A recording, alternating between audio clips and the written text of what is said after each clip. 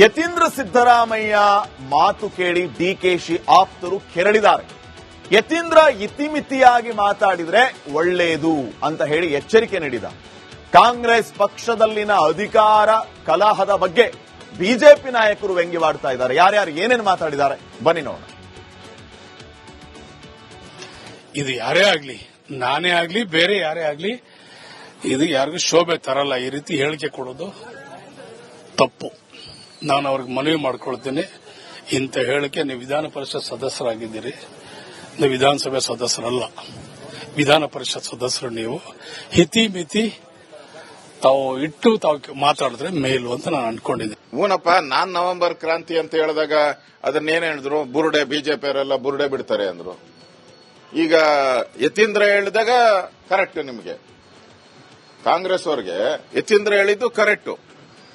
ಪಾಪ ರಾಜಣ್ಣ ಹೇಳ್ದ ತುಮಕೂರು, ಅವನ್ನ ಓಡಿಸೇ ಬಿಟ್ರು. ಕ್ರಾಂತಿ ಅಂತ ಹೇಳ್ದ, ಅವನ್ನ ಬೋರ್ಡ್ ಇಲ್ದಂಗೆ ಓಡಿಸ್ಬಿಟ್ರು. ಯಾರ್ಯಾರು ಹೇಳಿದಾರೋ ಅವರೆಲ್ಲ ಬೋರ್ಡ್ ಇಂದಂಗೆ ಓಡಿಸಿದ್ದೀರಾ. ಈಗ ಯತೀಂದ್ರ ಹೇಳಿರೋದು ಡಿ ಕೆ ಶಿವಕುಮಾರ್ಗೆ ಪಂಗನಾಮ ಅನ್ನೋದು ಪಕ್ಕ. ಇದರಲ್ಲಿ ಡಿ ಕೆ ಶಿವಕುಮಾರ್ಗೆ ಯಾವ ನಾಮ ಇಡಬೇಕು ಅಂತ, ಯಾಕಂದ್ರೆ ಡಿ ಕೆ ಶಿವಕುಮಾರ್ ದಿನ ಇದ್ರೆ ನೋಡ್ತಿರಲ್ಲ. ಸುಮ್ಮನೆ ಬಾಲಿಸಿ ಹೇಳಿಕೆಗಳು ಕೊಟ್ಟು ಗೊಂದಲ ಸೃಷ್ಟಿ ಮಾಡೋದು ಒಳ್ಳೇದಲ್ಲ. ಆಮೇಲೆ ಹೈಕಮಾಂಡ್ ಸಹ ಗಮನ ಕೊಡಬೇಕಾಗ್ತದೆ. ಯಾಕೆಂದ್ರೆ ಒಂದು ಓಟು ಎಷ್ಟು ಇಂಪಾರ್ಟೆಂಟ್ ಅಂತ, ನಮ್ಗೆ 2.5 ಲಕ್ಷ ವೋಟರ್ಸ್ ಅಲ್ಲಿ ಒಬ್ಬ MLA ಓಟು ಅಷ್ಟೇ ಅವಶ್ಯಕತೆ ಇರ್ತದೆ ಸರ್ಕಾರದಲ್ಲಿ. ಸುಮ್ಮನೆ ಇವ್ರು ಯಾರೋ ಒಂದು ಹೇಳಿಕೆ ಕೊಟ್ಟರು ಅಂತ ಸುಮ್ಮನಿರೋದು, ಮುಖ್ಯಮಂತ್ರಿ ಮಕ್ಕಳು ಅಥವಾ ಇನ್ನೊಬ್ರು ಅಂತೇಳಿ ನಾನ್ಯಾರು ಹೇಳಿಕೆ ಕೊಟ್ಟರೆ ನೋಟಿಸ್ ಕೊಡೋದು, ಇದ್ಯಾ ಧರ್ಮ? ನಾವ್ ಇಂಥವನ್ನೆಲ್ಲ ಒಪ್ಪೋದಿಲ್ಲ. ಹೈಕಮಾಂಡ್ ಈ ಕೂಡಲೇ ಇದಕ್ಕೇನ್ ಮಾತಾಡಬೇಕು, ಏನ್ ಕ್ರಮ ತಗಂದ್ರೆ ಉತ್ತಮ. ನೋಡ್ರಿ, ನಾನು ಹೇಳ್ಬಿಟ್ಟಿನಿ ನಿಮಗೆ, ಆಗ್ಲಲ್ಲ ನಾನು ಹೇಳೋದಿಲ್ಲ. ಡಿಸೆಂಬರ್ ನಂತರ ಏನಾಗಬೇಕು ಏನಾಗುತ್ತೆ ಅನ್ನೋದನ್ನ ಹೇಳಿದೀನಿ. ಎಲ್ಲ ನವೆಂಬರ್ ಕ್ರಾಂತಿ ಅಂತ ನಾನು ಡಿಸೆಂಬರ್ಗೆ ಹೇಳಿದೀನಿ. ಹಾಗೆ ಆಗ್ತದೆ. ನೀವೇನಾದ್ರ ಬಗ್ಗೆ ಎರಡೇ ಮಾತಾಡೋದು ಬೇಡ.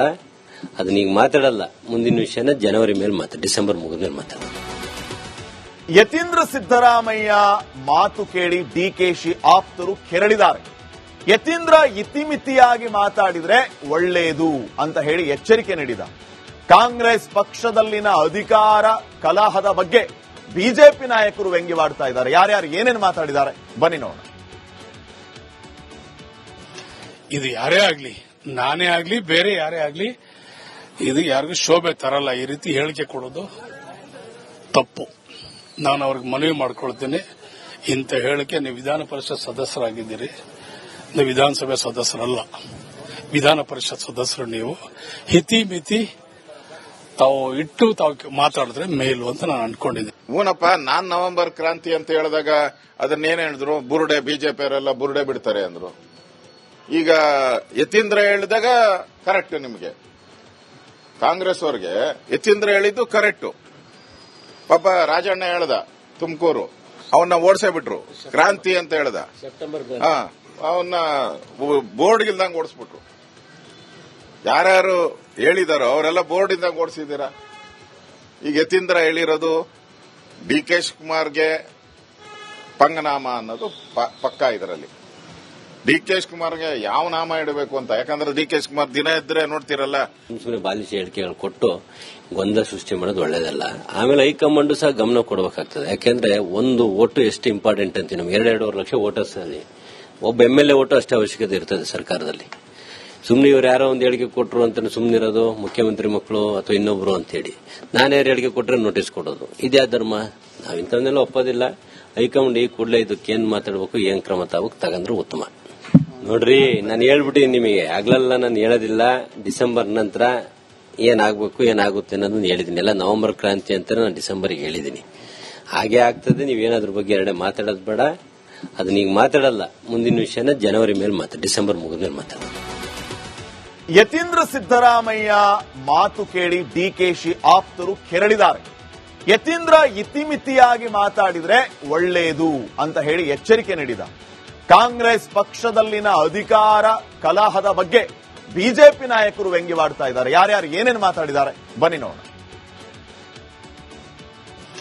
ಇದು ಯಾರೇ ಆಗ್ಲಿ, ನಾನೇ ಆಗ್ಲಿ, ಬೇರೆ ಯಾರೇ ಆಗ್ಲಿ, ಇದು ಯಾರಿಗೂ ಶೋಭೆ ತರಲ್ಲ. ಈ ರೀತಿ ಹೇಳಿಕೆ ಕೊಡೋದು ತಪ್ಪು. ನಾನು ಅವ್ರಿಗೆ ಮನವಿ ಮಾಡ್ಕೊಳ್ತೇನೆ, ಇಂಥ ಹೇಳಿಕೆ ನೀವು ವಿಧಾನ ಪರಿಷತ್ ಸದಸ್ಯರಾಗಿದ್ದೀರಿ, ನೀವು ವಿಧಾನಸಭೆ ಸದಸ್ಯರಲ್ಲ, ವಿಧಾನ ಪರಿಷತ್ ಸದಸ್ಯರು. ನೀವು ಹಿತಿ ಮಿತಿ ತಾವು ಇಟ್ಟು ತಾವು ಮಾತಾಡಿದ್ರೆ ಮೇಲು ಅಂತ ನಾನು ಅನ್ಕೊಂಡಿದ್ದೆ. ಹೂನಪ್ಪ, ನಾನ್ ನವೆಂಬರ್ ಕ್ರಾಂತಿ ಅಂತ ಹೇಳಿದಾಗ ಅದನ್ನೇನ್ ಹೇಳಿದ್ರು, ಬುರುಡೆ ಬಿಜೆಪಿ ಅವರೆಲ್ಲ ಬುರುಡೆ ಬಿಡ್ತಾರೆ ಅಂದ್ರು. ಈಗ ಯತೀಂದ್ರ ಹೇಳಿದಾಗ ಕರೆಕ್ಟ್ ನಿಮಗೆ, ಕಾಂಗ್ರೆಸ್ ಅವ್ರಿಗೆ ಯತೀಂದ್ರ ಹೇಳಿದ್ದು ಕರೆಕ್ಟ್.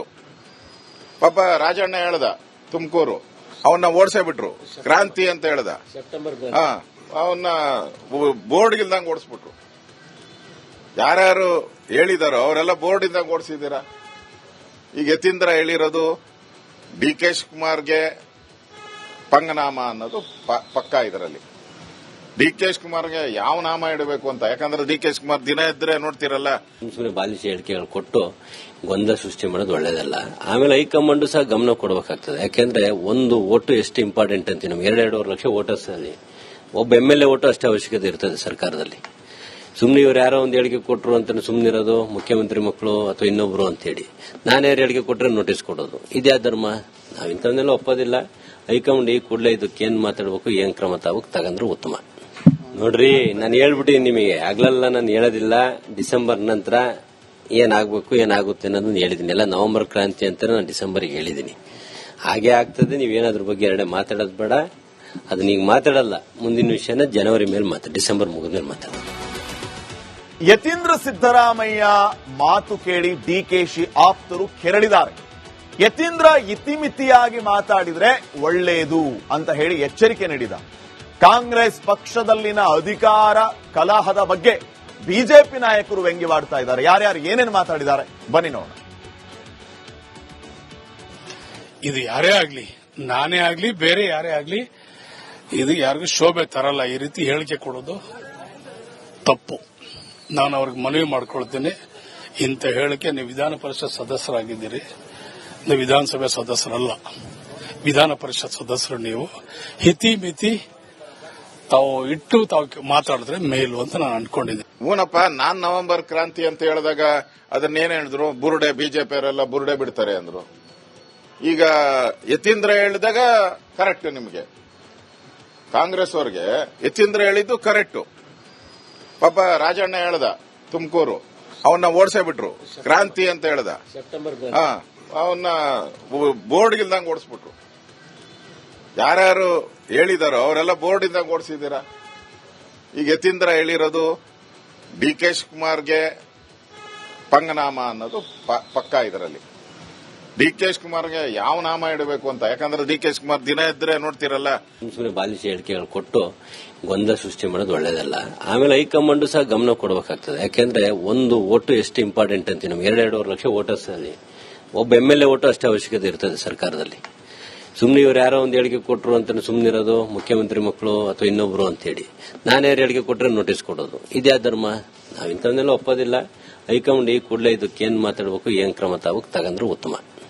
ನೋಡ್ರಿ, ನಾನು ಹೇಳ್ಬಿಟ್ಟಿನಿ ನಿಮಗೆ, ಆಗ್ಲಲ್ಲ ನಾನು ಹೇಳೋದಿಲ್ಲ. ಡಿಸೆಂಬರ್ ನಂತರ ಏನಾಗಬೇಕು ಏನಾಗುತ್ತೆ ಅನ್ನೋದನ್ನ ಹೇಳಿದೀನಿ. ಎಲ್ಲ ನವೆಂಬರ್ ಕ್ರಾಂತಿ ಅಂತ ನಾನು ಡಿಸೆಂಬರ್ಗೆ ಹೇಳಿದೀನಿ. ಹಾಗೆ ಆಗ್ತದೆ. ನೀವೇನಾದ್ರ ಬಗ್ಗೆ ಎರಡೇ ಮಾತಾಡೋದು ಬೇಡ. ಅದನ್ನ ಈಗ ಮಾತಾಡಲ್ಲ. ಮುಂದಿನ ವಿಷಯನ ಜನವರಿ ಮೇಲೆ ಡಿಸೆಂಬರ್ ಮುಗಿದ್ಮೇಲೆ ಮಾತಾಡೋದು.